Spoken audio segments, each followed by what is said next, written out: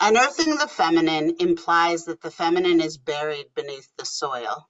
But what if the feminine is waiting to be recovered in the soul and not the soil?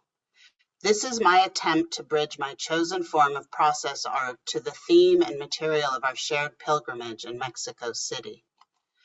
I am not a painter. I am a soul who listens to a paintbrush, the way many of us did when as small children we were placed in front of easels with cups full of tempera paint.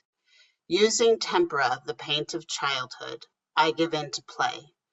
Playing with image and shadow has become a way of unearthing the feminine within myself.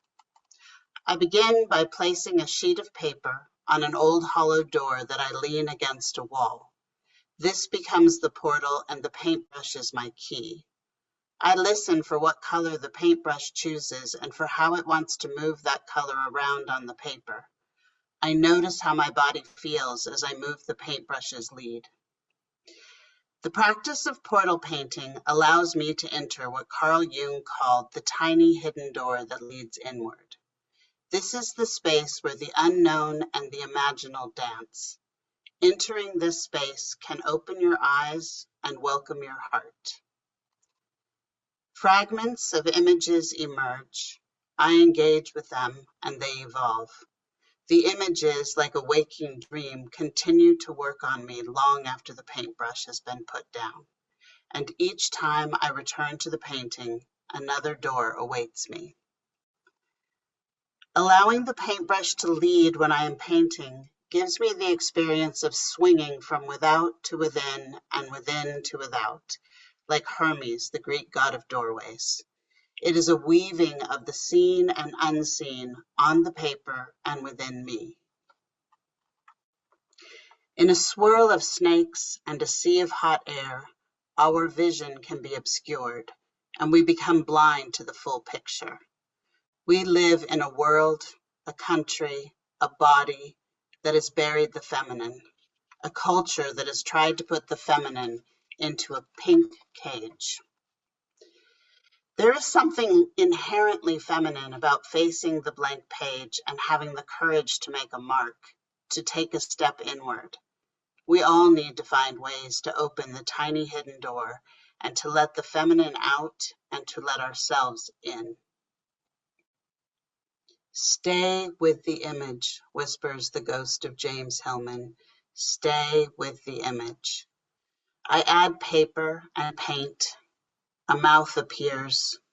Two legs emerge, and flames erupt from between them.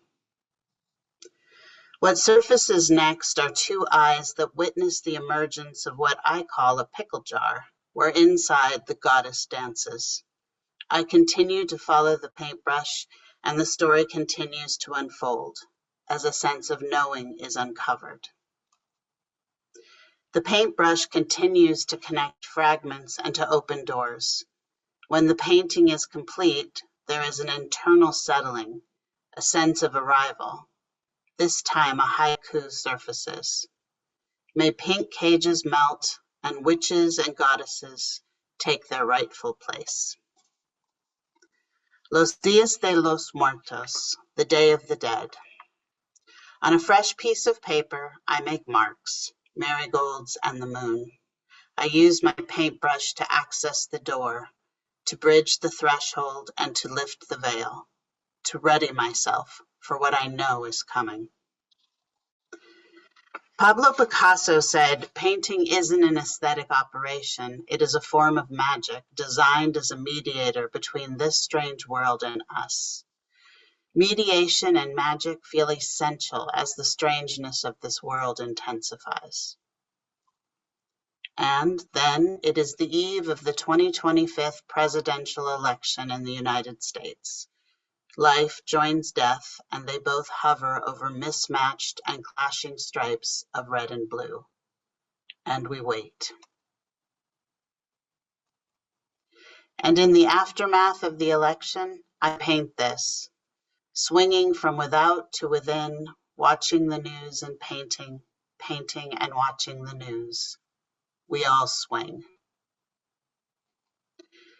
My painting is an attempt to mediate the holding of an election that seemed to amplify the urgent need to unearth the feminine within a political system bent on burying it deeper.